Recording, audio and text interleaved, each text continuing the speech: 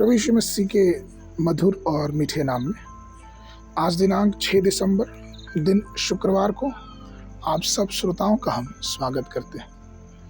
आज के दिन के लिए जो वचन है वो लिया गया है दूसरा पतरस की पत्री उसका 3 अध्याय 9 पद।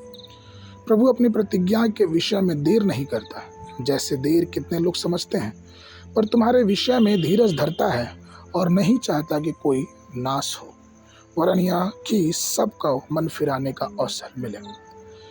प्रियो, जिसने वादा किया है अर्थात प्रभु यीशु मसीह, वो अवश्य आएगा। वो देर नहीं करेगा क्योंकि वो अपने वादे को परिपूर्ण करता है। इब्रानियों उसकी 9 अध्याय 28 पद में वचन कहता है, वैसे ही मसीह भी बहुतों के पापों को उठा लेने के लिए एक बार बलिदान हुआ, और जो लोग उसकी बाट जोहते हैं उनके उद्धार के लिए दूसरी बार बिना पाप के दिखाई देगा। प्रियो, जब आरंभिक सेवाओं के समय चेले लोग अर्थात प्रभु के चेले लोग जब एक दूसरे से मिलते थे तो वो ये कहते थे कि प्रभु आ रहा है, मारनाथा। दूसरा पतरस उसका 3 अध्याय 12 पद भी इस बात को बताता है, और परमेश्वर के उस दिन की बाट किस रीति से जोहना चाहिए और उसके जल्द आने के लिए कैसा यत्न करना चाहिए, जिसके कारण आकाश आग से पिघल जाएगा और आकाश के गण गल के गिरेंगे। प्रियो, अंत का दिन आ रहा है। क्या हम प्रभु के लिए इंतजार कर रहे हैं? 1 कुरिन्थियों उसका 1 अध्याय 7 पद कहता है, यहाँ तक कि किसी वरदान में तुम्हें घटी नहीं और तुम हमारे प्रभु यीशु मसीह के प्रकट होने की बाट जोहते रहो।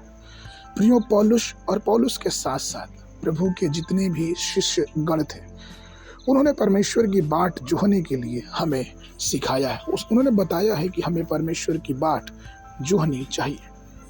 इस विषय में फिलिपियों की पत्री 3 अध्याय के 20 पद में वचन कहता है, और वह अपनी शक्ति के उस प्रभाव के अनुसार जिसके द्वारा वह सब वस्तुओं को अपने वश में कर सकता है, हमारी दीनहीन देह का रूप बदल के अपनी महिमा की देह के अनुकूल बना देगा।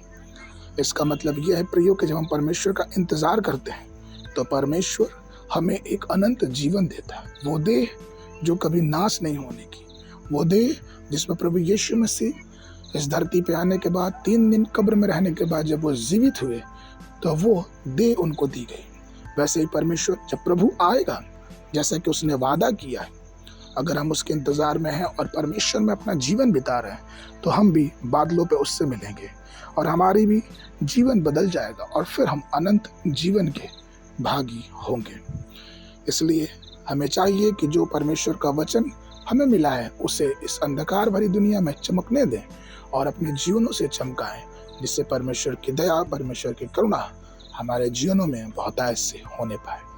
आज के मनन के लिए यशायाह नबी की पुस्तक उसका 64 अध्याय 4 पद, क्योंकि प्राचीन काल से ही तुम्हें छोड़ कोई और ऐसा परमेश्वर ना तो कभी देखा गया और ना कान से उसकी चर्चा सुनी गई, जो अपनी बाट जोहने वालों के लिए काम करे। बाइबल अध्ययन के लिए दानियल की पुस्तक उसका 3 और 4 अध्याय, शाम के समय 1 यूहन्ना उसका 5 अध्याय। परमेश्वर आप सबको आशीष दे।